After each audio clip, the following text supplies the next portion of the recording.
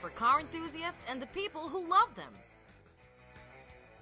Hello, this is The Thing About Cars. Thank you for joining us. We are recording, as always, in Strongbox West in Atlanta. Today, around the table, we have Andrew, Ben, Becca, and I'm Mickey. Andrew, we keep neglecting to ask you, you've got a ton of followers on your YouTube channel. How do people find you? How do you get so many followers? Well, actually, I really don't know how I got that many followers, but they can find me on YouTube at Grumpy Monkey Garage on YouTube. You can look up any of our viewers. We do post some updates as well. Very cool. But yeah, that's where I am. But how do I got so many followers? I guess people just like the content. It actually started out as a liability thing to be filming all of my repairs so that when people would come out, oh, that scratch wasn't there. Well, I videotaped everything I did on your car, and I wasn't even on that side of your car. So please tell me how I did that. So wait a minute. People would actually come back to you for minor things going on? It is amazing in the world today how many things that they want to say is yours. I actually had a lady bring in a Cadillac that I was doing an oil change on, just a regular synthetic oil change, got on her, changed the oil and filter, put the new stuff in, and then I replaced the sticker in her windshield telling her when her next oil change was due. And when I did that, I got inside the car, but I didn't touch anything. Mm-hmm. And when she got the car back, she said her window didn't roll down, and that was my fault. I did not touch the window switch whatsoever, and this is when I started going, some of this footage is actually pretty interesting. So I just started talking to the camera to see how it would turn out. And when I was doing that, I just started posting it just so I could have it out there on the cloud. Cool. And I just got a following, and I didn't really even intend it to be like that, but I'm glad that it is because I do like, being able to post videos and interact with the public like that and answer a lot of questions. And sometimes I do car reviews on there too. I did a Nissan Sentra recently. I have a guy who follows me around with a camera. I don't just try to DIY it all with a cell phone. We even have a drone now, so we're getting pretty interesting. Way. Pretty sophisticated. Yeah. That's exciting. We occasionally dream about what a Thing About Cars video presence would look like, a TV show of some sort, and we keep brainstorming of ideas, but nothing's really hit the wall yet. And the fact of the matter is we need more structure. We need sponsors. We need a bunch of other discussions about how that should go. Anyway, that's conversation fodder for another day. One thing I did want to throw out on the table was we talked about transmission fluid being nothing other than oil and detergents. Yes. So what do you think about the notion of throwing a quart of transmission fluid into your actual oil crankcase on your way to getting the oil changed? I think that depends on what you need. For pushrod engines, it's a really good way to clean out lifter valleys and things like that. So particularly the engine that I tell people to do this on, the 5.3 Chevy, the 6.0 Chevy, and the 4.8, all of that early LS pushrod, especially the ones that they have the notorious lifter tick, if you put a quart of transmission fluid in there and then you drive about 250 miles, then you come get your oil change with us, your lifter tick's going to go down in 9 out of 10 cases.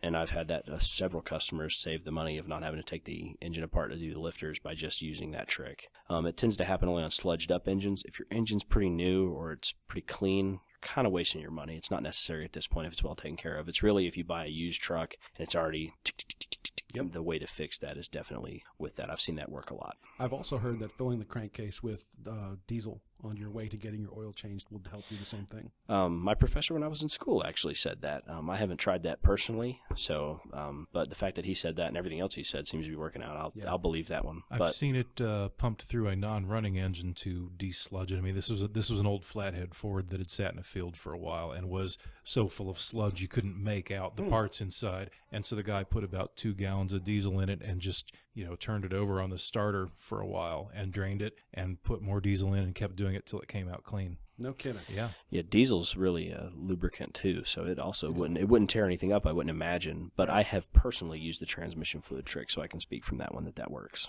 Have you ever heard about the idea that you could pour a quart of transmission fluid into your gas tank? I have not, and I don't think I would advise that one. There's so many electronics in a modern gas tank involving with your sending unit and your fuel pump that I don't know what that would do. Now, this is just I don't know, so I wouldn't advise. Sure. But being that transmission fluid is a lot thicker and doesn't quite work the same as gasoline, I don't imagine it would do very good for that. Well, the thing that I heard was that you could dissolve a quart of almost anything into 16 gallons of gas and be okay. And you're now lubricating your engine from the top down with that, but still. Right. I've seen somebody put diesel in a gasoline engine and it was okay. So maybe since we were just talking about diesel and transmission fluid both acting as cleaner, maybe, I don't know. It's hard to say without knowing for certain. Right. Well, if any of our listeners have actually done this, please let us know how it went. And if you haven't done it, please don't try this at home until you talk to us first. Yes. Definitely don't do that until we know for certain if it's going to do a good thing. So we have, let's do our daily moment of trivia here. The question for today is, What famous automaker is responsible for designing the Volkswagen Beetle? Was it Bavarian Motor Works? Was it Walter P. Chrysler? Was it Henry Ford? Or was it Ferdinand Porsche? And we'll come back to that question at the end of the episode and give the answer. In the meantime, let's jump back into the rest of our listener questions. We have a handful of questions left from our friends and listeners. Catherine Smith wants to know, why do drivers like backing into parking spaces? And on a related note, why do drivers seem unable to turn their wheels when in reverse? It shouldn't take 2 to 3 back and forths to get out of a parking space, parallel or otherwise. She says, by the way, I love the show. So thank you, Catherine. We love you. Thank you for listening. So yeah, 2 questions. Why do drivers back into parking spaces? Well, I know a lot of people will say it's easier to pull out. I can understand that in certain situations where, okay, it's, there's a lot of traffic going through, but wouldn't it just be equally as hard to back into it? I don't know. I hate it too. It drives me nuts that people... Why does it drive you nuts if someone just wants to back into a parking space? Well, for one, it can take them quite a while to do it. And if you are stuck for whatever reason waiting for this, I think it takes a lot longer for somebody to back into a space than to back out of a space, regardless of the reason. And it can be quite annoying. Like if you can't open your car door and get out of your car because somebody's backing in, or, you just want to leave and you can't because this person is jogging around next to you. I don't know. Well, I always back into a parking spot because I have all bigger vehicles. And because of that, I can back in. I back in just as fast as I could pull in. I am pretty good at that. So I don't take 47 tries to get into the parking space. But you know what I mean? Joe Blow out there takes a long well, time I think to get it in and out there. depends on who you're dealing with because, like... it does take practice, but still. Out where I live at, like, the feed stores and stuff, everybody backs up because you're backing up to the sidewalk, and then you can drop your tailgate and load a lot easier as well. Yeah. But as far as backing in and getting ready to go, it is faster to leave. I've noticed.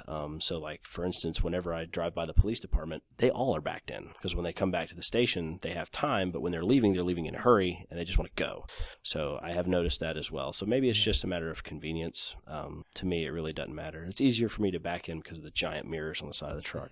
I can see if I'm going to hit your car or not real easy. I think whether you take a lot of time to get in or to get out is just a matter of personal taste in the trade-off. Sure. Yeah. Like, is it worth it to spend the time up front so you can get out a little more easily? And not everybody's going to see that the same way. Right.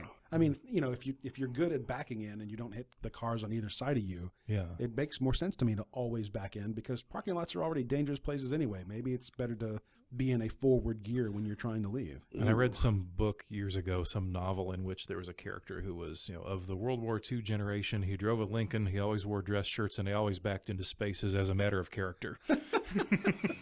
Right. I wonder what book that was. I've still got it. I can't recall the title offhand, but I'll tell you later if I remember it. The backing into spaces, too, mentioned in a parking lot, like, if you're at Walmart or wherever you're at, if you back in and somebody comes across from the other side and hits you, they're only hitting your back bumper rather than crushing your radiator, which actually happened to my fiance. She got her radiator crushed because somebody came across and hit it.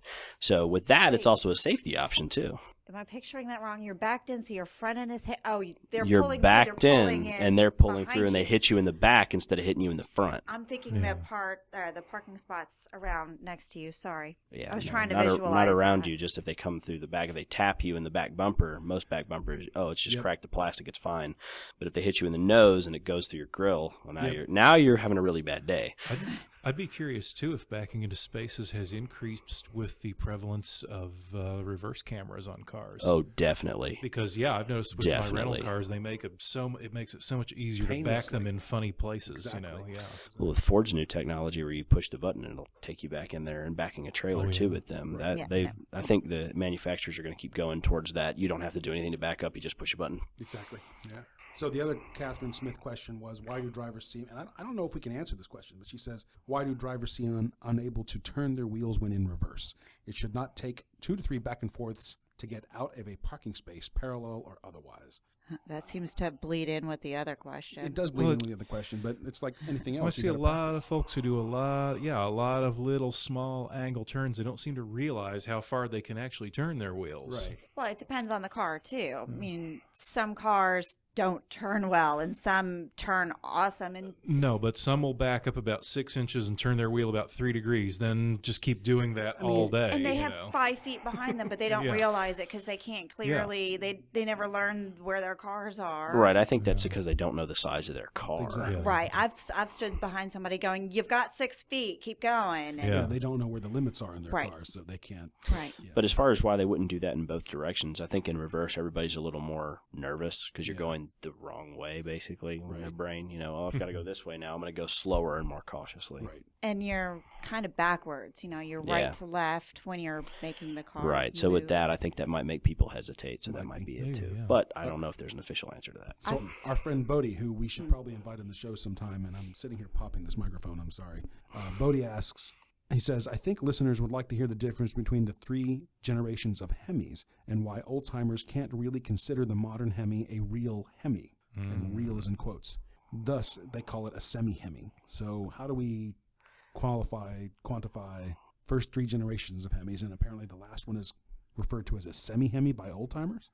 Well, basically, you had a generation made in the 50s, I think 51 to 58. Then you had another one made from 64 to 71, and that's kind of the more famous one that all the hot rodders love. Then you've got the current generation that's been made since 2003. Now, we don't want to get too far in the weeds here. We could spend several episodes on the weeds of this, but basically, the essence of it, the reason they call it a Hemi is because it has a hemispherical combustion chamber. Right. Basically like a half dome shaped hole in the cylinder head that the valves poke down into and that the piston moves up toward. This is, has pluses and minuses for various things, but one of the things it enables is for a cross-flow head design where your intake and exhaust gases are going the same direction instead of making a U-turn in the head like they would in an engine that's got the intake and exhaust on the same side. Like a Jeep Straight 6 or some of the other Chrysler engines. Or a lot of old, Datsuns and, many old, inline engines. And a lot of engines out there have used hemispherical combustion chambers. This is no special Chrysler magic. I mean, MGs, Alfa Romeos, BMW motorcycles, almost anybody who's made an engine has done a hemispherical combustion chamber at some point. So they're really quite common. Now, as far as the Chryslers go, what I found out on this when I was reading about it was really two possible answers. One was that the one they're calling the Hemi, which by the way is a Chrysler trademark. Chrysler has trademarked the term Hemi. That one is not so much purely hemispherical anymore. That there are a couple of spots in that combustion chamber design where they've added a little metal on the sides, basically just to improve the flow characteristics. And so the old timers say, well, it ain't purely hemispherical, so it ain't a Hemi. Right. Don Garlitz has in fact joined that camp. I read he's making. But the thing is, this like with anything, like with any kind of engineering or technology, things improve and advance over time. As the more they learn, the more things change to get little advantages out. And a lot of cylinder heads now use what's what you could call a bihemispherical design, where it's like 2 little hemispheres kind of Siamesed onto each other, or little extensions and things, kind of peanut-shaped combustion chambers. Right. It's all in the name of getting more power and less fumes out of the fuel. So what do you think? The current Hemi is a semi-Hemi? By strict geometric definitions, I guess so. Maybe not even semi, but partially. Andrew? I think that it's just a completely different engine when you think about it, because the old Hemis, from what I've heard, I haven't had to work on one yet. They're kind of not coming around in regular shops anymore. But they had a top-down single spark plug, and now all the Hemis I've worked on have twin spark plugs, so you have that twin ignition as well. I see. And also you have so much more. You don't have carburetors on these newer Hemis, obviously. There's so much more going on that I think it should just be considered a new engine with the old ideas in mind. And the other side of it too is they're making some other V8s that they haven't actually branded as Hemis, but people are calling semi-Hemis, or would that be semi-Hemi? But they're being referred to as such because they borrow some things from the Hemi. Well, I mean, Hemi at that point becomes just a marketing point and not necessarily anything descriptive about the engine. And that's pretty much what I think it's coming down to, because they're talking, they got the 5.7 Hemi that everybody knows about, and now I think they're calling the 6.4 Hemi too, right? That they're putting in their new 2500 Ram, because they're going with a big gas, and it's also a Hemi. They're just kind of, it's got a Hemi, it's a marketing point. I think it's kind of lost its namesake though. Back when I had a wheezy little, BMW Boxer twin that made all of 50 horsepower, I'd like to, it sounded like a sewing machine when I revved it. I go, yeah, it's got a Hemi in it. Because technically it did. Right. That's too funny. Oh, yeah. I wasn't aware that the hemispherical combustion chamber was not uniquely Mopar. Oh, not by any stretch of the imagination. No. All right. They didn't even invent it. Right. No. All right. Our last user question. is. I feel so used. User question, listener question. Michael Poley again asks, he says, some car brands have great resale value and others don't. But if you're buying used, the ones with not so good resale value can give you a lot more car for the money. Which way do you want to go? And I'm like, okay, that's actually a pretty good question. Becca? Oh, my turn. I don't know. Well, I got one. Yeah, I'm not the kind of person that I sit there and weigh pros and cons. I go out there knowing what I'm looking for. Right. So it's. He does have a point. There are cars that have great resale value for a reason, and so those prices are kind of high.